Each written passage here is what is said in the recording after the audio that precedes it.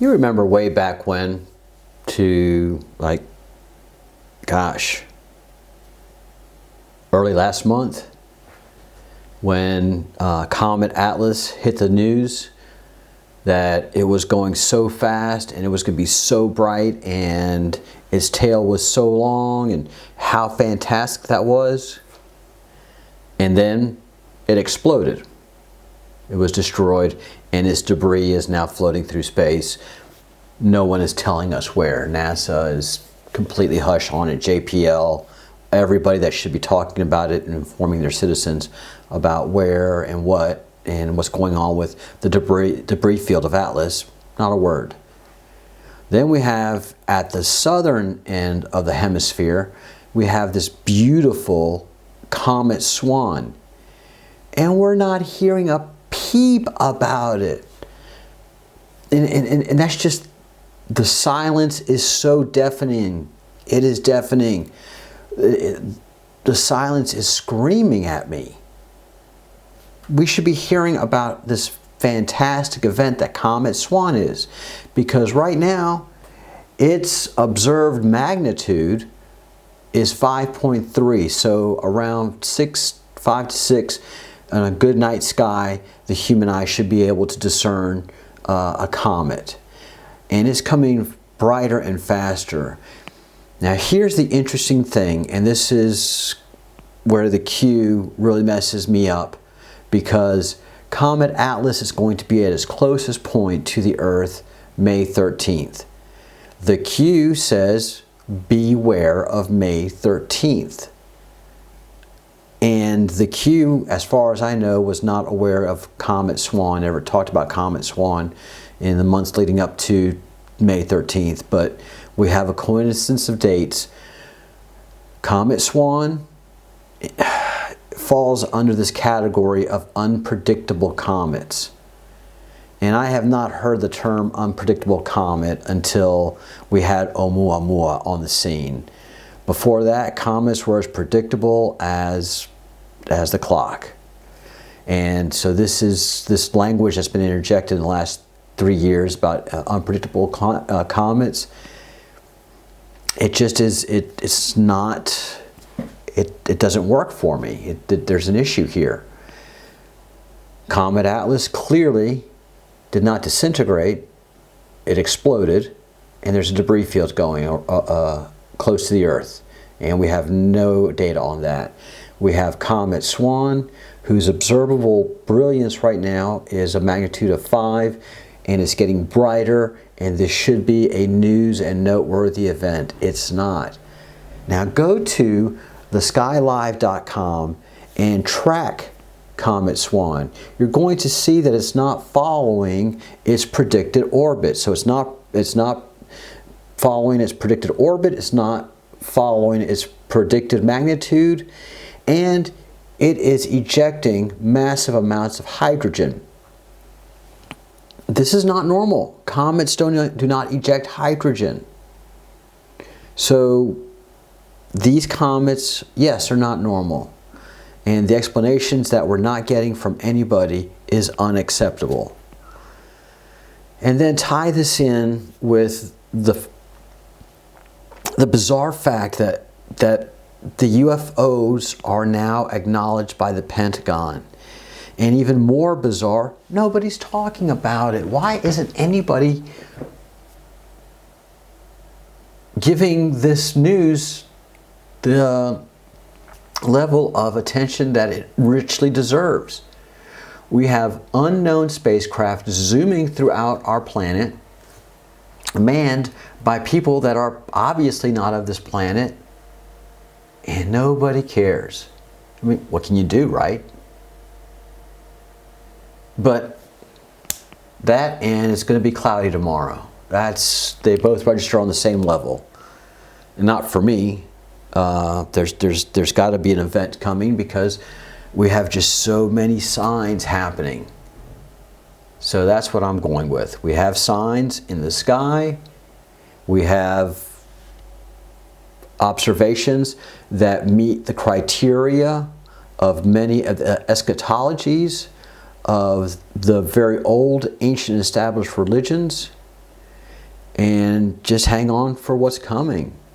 But something's happening, something's going down, clearly. We have so many issues that we're not talking about because I think everybody's overwhelmed because of the virus. I think this is on purpose. So that's my update. These comets and the fact that we have aliens on the planet, we should be really talking about this a lot more and paying a lot more attention. But humanity can't cope with this kind of information. It just overwhelms us. It makes us laugh. I had one person just laugh. The Pentagon are the crazies. Are you kidding me?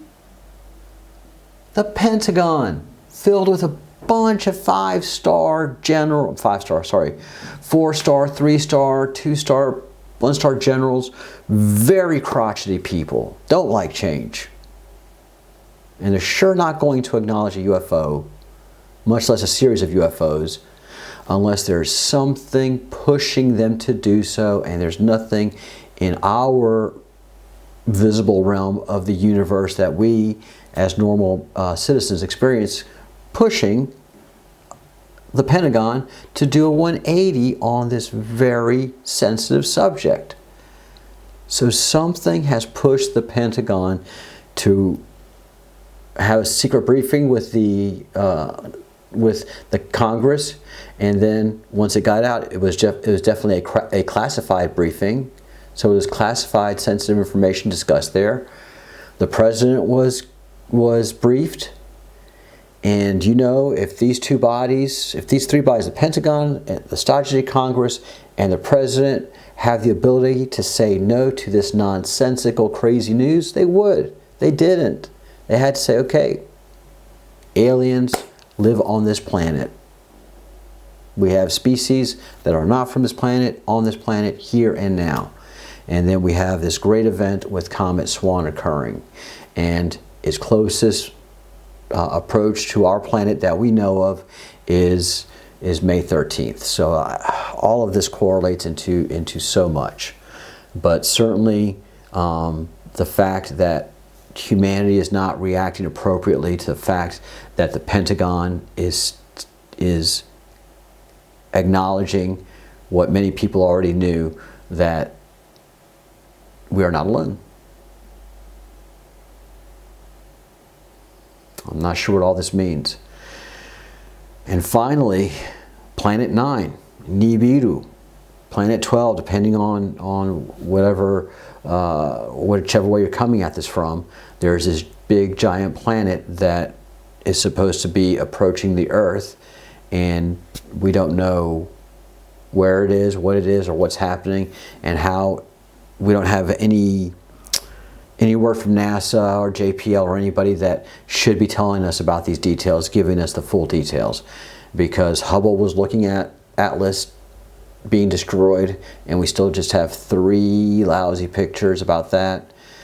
We have 0 information, actual good information on SWAN, on Catalina, and we have a Catalina that's not accounted for. We have Catalina Y10 that is not accounted for in any of these comets, but Igor certainly has that information and is tracking it, and he is having amazing results with his analysis.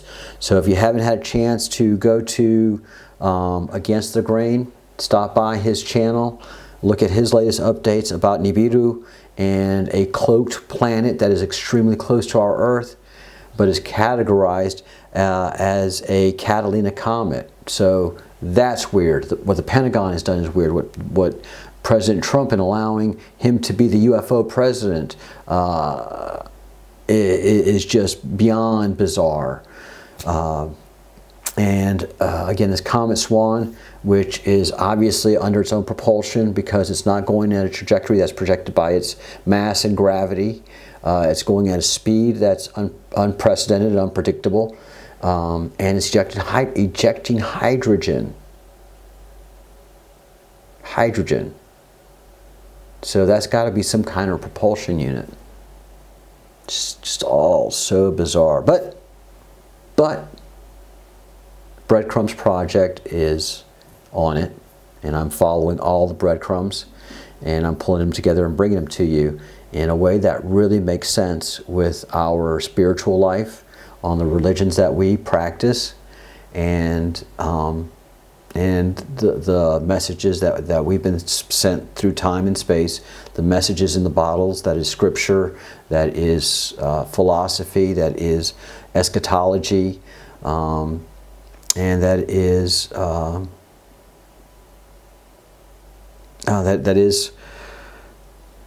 people